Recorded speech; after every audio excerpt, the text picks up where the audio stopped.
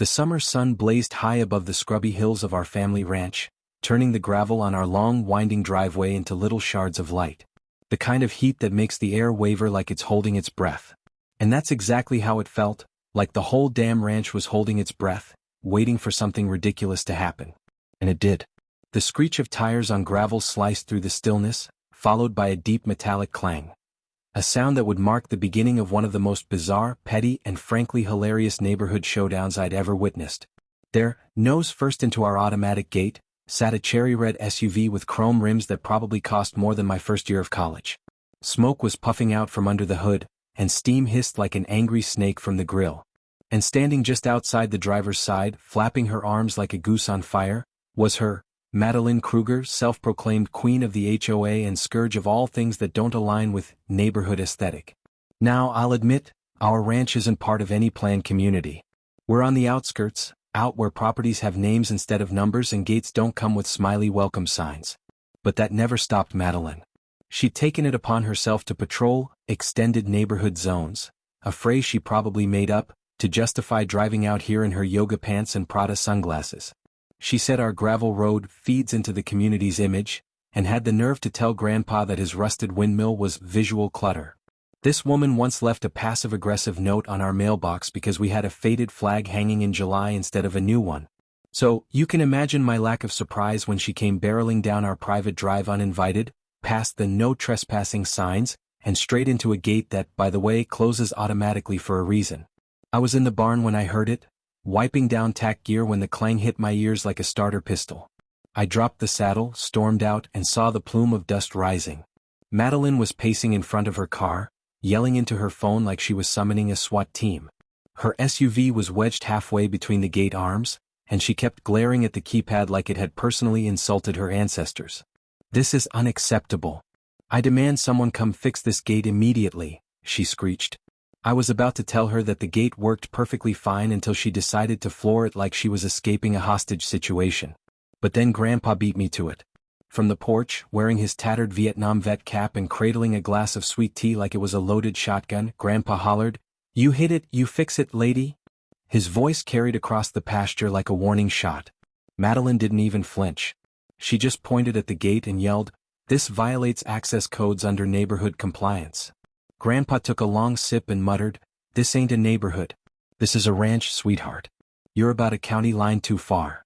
The audacity of this woman, standing in triple-digit heat, designer shoes dusted with ranch dirt, shrieking about HOA rights on our land, would have been comical if it wasn't so infuriating.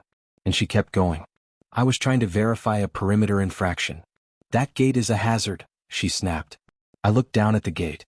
Was fine.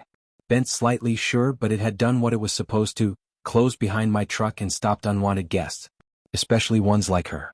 Then she turned those hawk eyes on me. You need to report this malfunction. There are procedures." I blinked. "Ma'am, the only procedure happening today is your insurance filing a claim."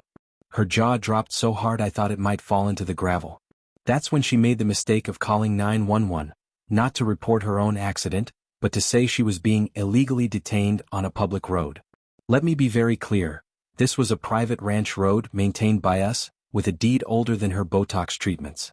By the time the sheriff arrived, the afternoon sun had started to dip, casting long shadows over the fields. I thought they'd come, shake their heads, and maybe file a report. But instead, what rolled up was my cousin Tyler, badge shining, sunglasses on, and grinning like Christmas came early. He took one look at her, then at the gate, then back at her and said, "You again?" Apparently, it wasn't her first rodeo with law enforcement in the area. She stammered, tried to pull rank as the presiding HOA president. And that's when Grandpa stood up from his chair and said something I'll never forget. "She broke our gate, trespassed on private land, and is refusing to leave. That's enough for impoundment, right?" Tyler nodded, radioed in, and within 10 minutes a tow truck was crunching up the gravel drive. Madeline screamed about legal counsel, civic rights, and something about the mayor, none of which helped when the driver hooked up her precious SUV and started hauling it away.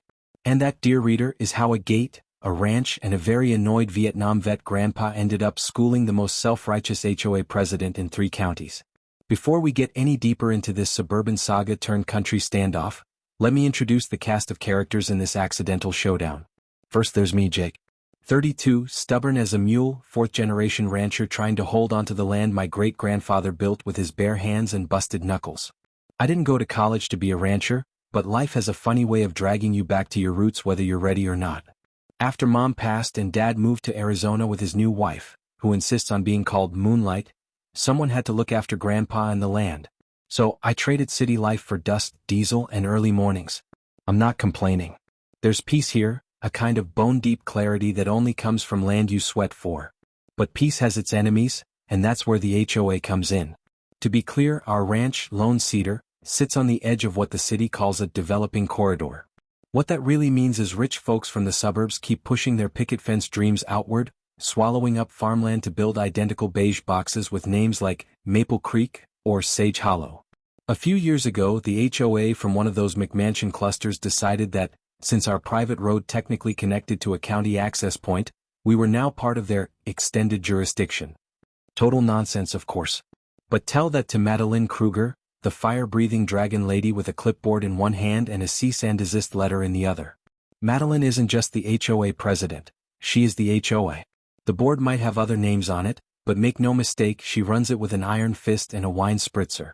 Short, sharp, always dressed like she's en route to a PDA gala, she's the type who corrects people's grammar mid-argument and carries a tape measure to make sure your trash cans aren't visible from the curb. I'd never seen someone so obsessed with uniformity. It's like her soul would physically wither if a mailbox was painted the wrong shade of beige. And for some reason she latched onto our ranch as her personal project. Maybe it was the windmill. Maybe it was the rusted pickup we keep by the barn. Or maybe she just needed a hill to die on, and we were the highest one around. Then there's Grandpa Earl, my not-so-secret weapon. 83 years old, Vietnam vet, and crustier than a bag of old beef jerky. He's the kind of man who uses duct tape as a first aid kit and believes coffee should be strong enough to strip paint. Raised on this ranch, fought in a war, buried 2 wives, and still manages to beat me at poker twice a week. He's also got a long memory and zero patience for bureaucratic nonsense. To him, Madeline represents everything that's wrong with the world. Entitlement, micromanagement, and the inability to mind one's own damn business. "Ain't no HO ever grew a tomato," he once told her, deadpan, as she tried to serve him with a citation for environmental clutter. I guess what I'm trying to say is this: we weren't looking for a fight. We just wanted to be left alone, to run our ranch, fix our fences, and maybe drink a cold one on the porch without someone trying to enforce city ordinances on livestock smells. But the HOA wouldn't let go. They sent letters, emails, even a hand-delivered notice telling us our ranch gate was not up to neighborhood standards. Let that sink in. A ranch gate, on our land, wasn't HOA approved. What did they want? Wrought iron scrollwork and an automated greeting system? It was laughable, except it wasn't. Because those notices weren't just annoying, they were starting to pile up. And that's where the stakes come in. You see, Madeline and her HOA posse weren't just barking. They were biting. We got word through a neighbor that she was trying to get a zoning reassessment on the land, something that could lead to fines, inspections, or worse, forced compliance with suburban codes. That might not sound like much to some people, but to us, it was everything. This land isn't just dirt and fences, it's history.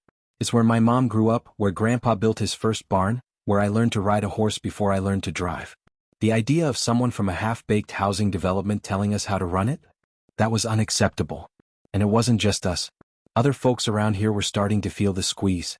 Our neighbor, Todd, got a notice for keeping chickens too close to the property line. Mrs. Delaney, a widow in her 70s, was fined for having an unauthorized clothesline behind her house, because apparently the sight of drying laundry was offensive to the suburban elite. Madeline wasn't just coming for us. She was trying to tame the country, one HOA infraction at a time. So yeah, when she slammed her SUV into our gate and started squawking about her rights, it wasn't just karma. It was a spark on a dry field. And we were done playing nice. It all really kicked off the morning I found a manila envelope duct taped, to our front gate post. No return address. No knock on the door. Just dangling there like some passive-aggressive ransom note from the suburban Inquisition. I wasn't even fully awake yet, coffee still percolating in the kitchen, when I stepped outside to check the fence line and saw it fluttering in the wind like a pale warning flag. At first, I thought maybe it was a flyer from one of those realtors who kept sniffing around, offering to relieve us of our maintenance burdens in exchange for a pittance per acre. But no. When I tore it open, inside was a 6-page document titled, Notice of Non-Compliance, residential environmental code violation. I wish I could say I was surprised. But this was just the latest chapter in what had become an escalating paper war between us and Madeline's HOA empire. I sat down on the tailgate of my truck, thumbing through the nonsense: unauthorized fencing, non-standard mailbox design, improper road material. Apparently, gravel isn't HOA-friendly enough. My favorite line, though? Excessive livestock scent noticeable from the county road. Livestock scent. On a ranch. In rural Texas. What were we supposed to smell like? Lavender and fabric softener? I nearly choked laughing, until I realized these weren't just suggestions. At the bottom, in tight legalese, it said we had 30 days to remedy the listed violations or face enforcement measures. That was when disbelief turned to fury. It wasn't just that she had no jurisdiction. It was the gall. The arrogance. The sheer bureaucratic delusion of trying to regulate a generational ranch from behind a desk in a development named Willow Ridge. I marched straight into the kitchen where Grandpa was sipping his third cup of tar black coffee and reading the classifieds like it was still 1995. "You're not gonna believe this," I muttered, slapping the packet down in front of him. He read it without blinking, then looked up and said, "We should send her some fresh cow pies. Staple the receipt to it." But even he wasn't laughing much. Because this wasn't just another annoying letter. This one came with teeth. There were whispers in the community about liens being placed on properties. About inspectors showing up unannounced with clipboards and cameras. About people being forced to sell, to comply, to conform. Madeline had found a loophole somewhere, some dusty ordinance or backroom handshake with a county clerk, and she was using it like a crowbar to wedge her way onto our land. I tried calling the HOA office voicemail. I sent an email, no reply. Finally, I drove down to their little clubhouse, a stucco rectangle parked in the middle of perfectly mowed artificial grass, to confront them in person. I walked in wearing my muddy boots, hat in hand, and asked to speak to Madeline. The receptionist blinked at me like I'd asked for directions to Mars. "She's in a compliance committee meeting," she said, as if that meant anything to anyone who lives more than 10 feet from their nearest neighbor. I said I'd wait. She said that wasn't allowed. I said I wasn't asking. Eventually, Madeline emerged from behind a glass door like a villain stepping onto a stage. She had that smug smile, the kind that tightens at the edges when it's about to deliver a passive-aggressive punch. "Jake," she said like we were old friends. "We've been meaning to speak with you. I hope you received our packet." "Got it loud and clear," I said. "You taped it to my gate like a ransom note." "Well, there have been multiple complaints," she said, flicking an imaginary piece of lint from her blouse. "And unfortunately, your property does fall within the shared access zone outlined in the 2014 overlay map." I just stared at her. "You mean the map that got thrown out in the last zoning meeting? The one the county said had no standing enforcement authority?" She blinked. Just for a second. A little twitch at the edge of her control. "Some policies persist through precedents," she said stiffly. That's when I knew this wasn't about maps. Or fences. Or smells. This was personal. She'd picked our ranch as her proving ground, her little fiefdom expansion. We were the last piece of land between her development and a nearby highway project. And if she could bring us to heel, she'd have a feather in her already overstuffed cap. When I told Grandpa, he didn't say a word. He just got up, walked out to the barn, and fired up the old welder. By sunset, he'd added 2 more steel reinforcements to the gate and a brand new padlock chain thick enough to tow a semi. "If she's gonna keep pushing," he said, tightening the bolts, "she's gonna feel some resistance." And just like that, the war began in earnest. Over fences, smells, and gravel. But mostly, over principle. Because once someone tries to bulldoze your freedom with fine print, you either roll over, or you start building your own damn paper trail. If the first few letters were passive-aggressive, what came next was full-blown bureaucratic warfare. Within a week of our run-in at the HOA office, we started getting certified mail. Not just 1 or 2 envelopes. Stacked. Like they'd gone on a printing spree just for us. One envelope had a bill for unauthorized road access usage. Another cited us for visual noncompliance due to unapproved structures visible from neighboring homes, which, best I could figure, meant the old water tower that's been there since before Madeline was born. Grandpa just snorted and taped that one to the fridge like a war trophy. But I wasn't laughing. Because buried in one letter was the real bombshell. They'd filed a complaint with the county zoning board requesting an official inspection of our property to ensure conformance with residential development expectations. I read that twice. Then 3 more times. I couldn't believe it. That's when the sleepless nights started. The what if someone from the county actually came out? What if they started listing violations? What if we had to lawyer up? We weren't rich. We weren't litigious. We were just trying to live without being told what shade of beige our barn needed to be. But now we were staring down a legal threat dressed in khakis and HOA letterhead. I tried calling the zoning office. Left messages. Got transferred. Sat on hold. The lady who finally picked up said, "Oh, the Willow Ridge complaint? Yeah, we've seen a lot from them lately. You're not the first." That didn't exactly make me feel better. Meanwhile, Madeline wasn't letting up. Her little army of clipboard-toting volunteers started driving past our road more often. Slow. Like vultures. One afternoon I caught a couple parked at the edge of our fence line, pointing and taking photos of what I assumed were our hay bales. Hay bales. They were photographing hay. When I walked over to ask what they were doing, they just rolled up their window and peeled off. Next morning we got an email with the subject line, "Unauthorized agricultural stacking." I damn near choked on my coffee. Grandpa just said, "Hell, next thing they'll fine us for breathing without HOA approval." I tried reasoning. I did. I drafted a carefully worded letter. No sarcasm, no anger, just plain facts. Explained the history of our land. Attached the deed. Reaffirmed that we were not part of the Willow Ridge development, had never signed any agreement, and were under county, not HOA, jurisdiction. I even offered to meet and resolve tensions peacefully. I sent it by email and certified mail. No response. But 3 days later, a new sign appeared at the entrance of Willow Ridge, Community Quality Zone, Extended Oversight Enforced. It had their little tree and house logo printed across the bottom. I almost drove off the road when I saw it. We weren't the only ones feeling the heat. Our neighbors, Todd and Leslie, got dinged for having unsanctioned fencing on their horse paddock. Mind you, this was the same fencing they'd had for a decade. Mrs. Delaney's kids had to take down her porch swing after someone reported it as a safety hazard.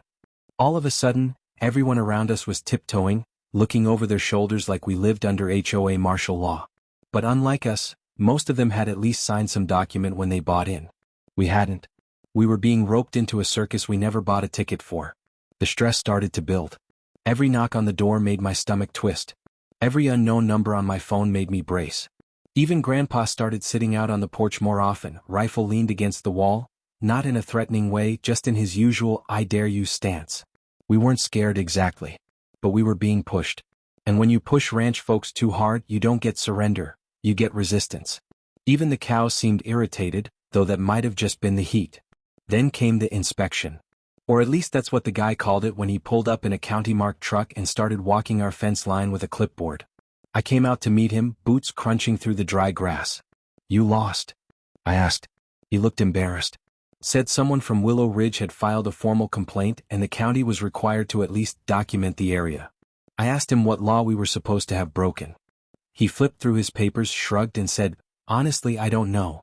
Looks fine to me." He jotted a few notes and left. I watched his dust trail disappear like a vanishing headache. But that little visit did something. It hardened me. Because now I knew they'd go as far as pulling county strings to try and force our hand. They weren't going to stop until they either drove us off the land or bent us into their tidy little mold. I wasn't about to let either happen. So I did what any stubborn country son of a stubborn country vet would do. I started planning. Not just a response. A reckoning. The tipping point came on a blistering Thursday afternoon, the kind where the air feels thick enough to chew and even the flies give up halfway through buzzing. I was out fixing a fence post by the southern pasture. Mind on autopilot, hands blistered from sun and splinters, when it hit me. Not just the heat. Not just the frustration. The realization. I was fighting their game on their terms. Paperwork, polite letters, and trying to reason with people who wouldn't know a cattle gate from a garden trellis. It was like bringing a rope to a gunfight. I dropped the hammer, wiped the sweat from my eyes, and said out loud to no one, "We're done playing defense." That evening, I sat down at the kitchen table with Grandpa, a legal pad, and 2 glasses of something stronger than sweet tea. "They're using rules and fear," I said. "So we hit him with truth and exposure." Grandpa raised a brow and said, "You talking about civil war or a press release?" I grinned. Bit of both. My first move was research. Not just Google searches, I went deep. County deeds, historical land records, zoning maps, incorporation filings. Turned out my great-granddad had locked down this land status with the county back in 1949.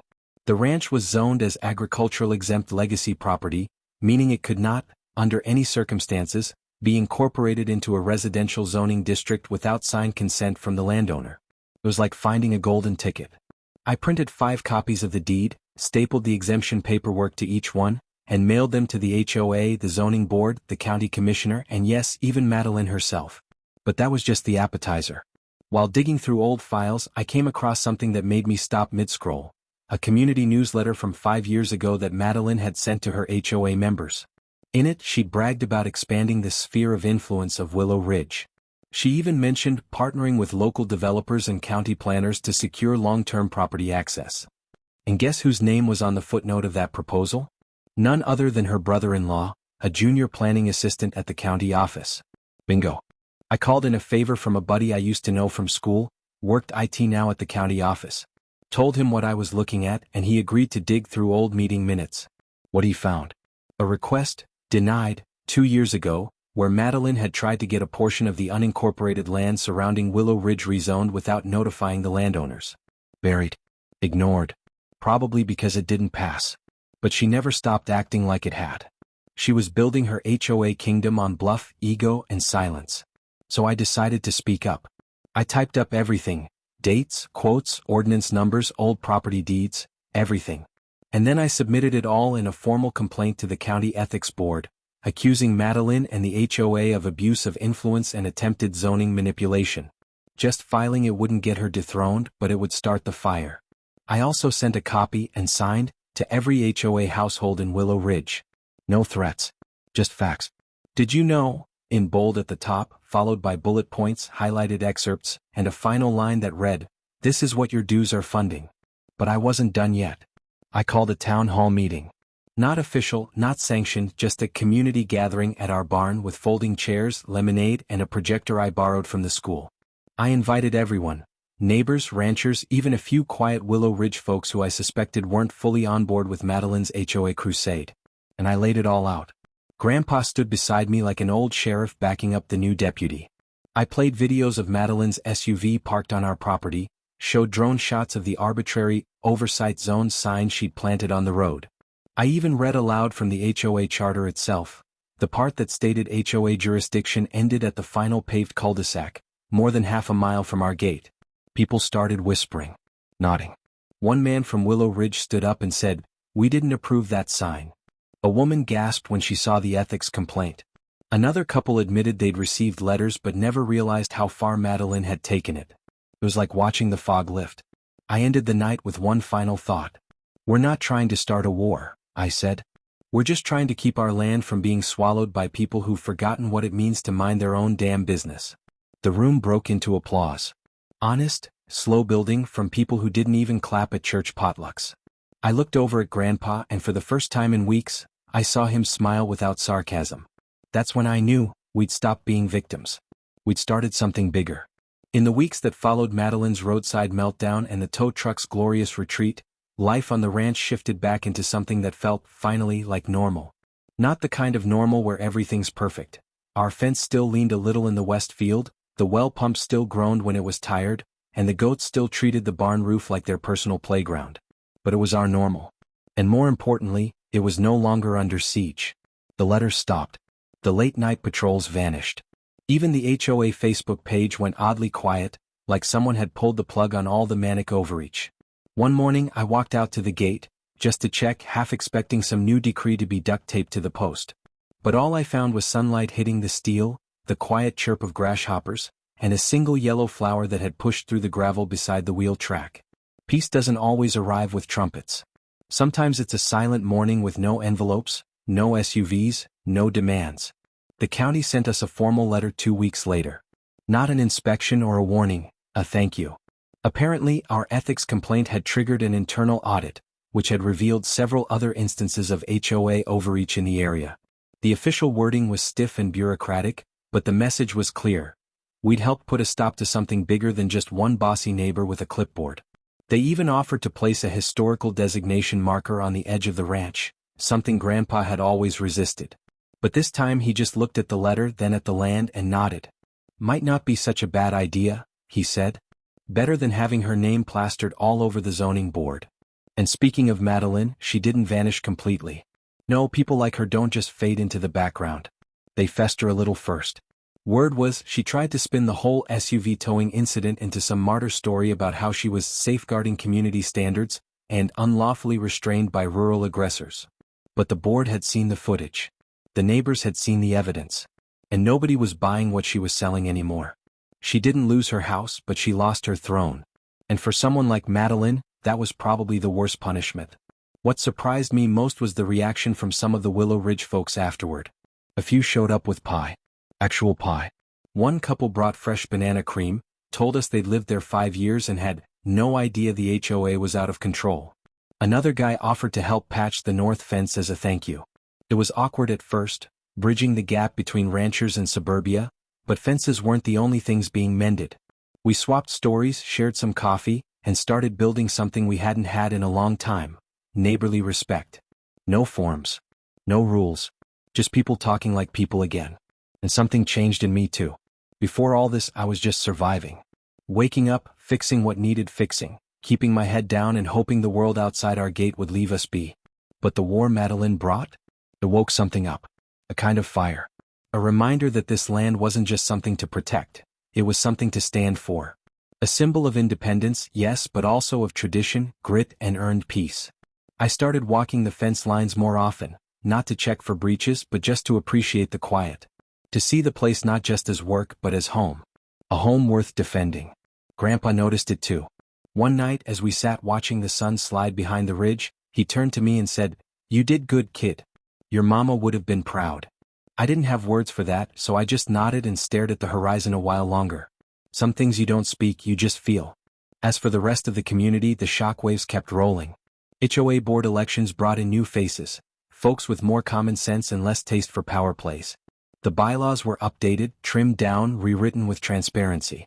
A committee was formed to investigate previous abuses of authority. For the first time in years, people started actually reading the rules instead of being ruled by them. Funny how that works. And me? I kept the original citation letters in a folder in the barn. Labeled it trophies. Every now and then I flip through them and laugh. At the absurdity. At the nerve. At the fact that someone once tried to fine us for the smell of hay in open air. And each time I read them, I'm reminded of a simple truth. Freedom doesn't always come with flags and anthems. Sometimes it comes in the form of a stubborn old man, a broken gate, and a tow truck rolling down a dusty road. So now the gate stays closed unless you're invited. The grass grows tall where Madeline once stomped her designer heels. And the quiet? It's ours again. Earned, fought for, and fiercely protected.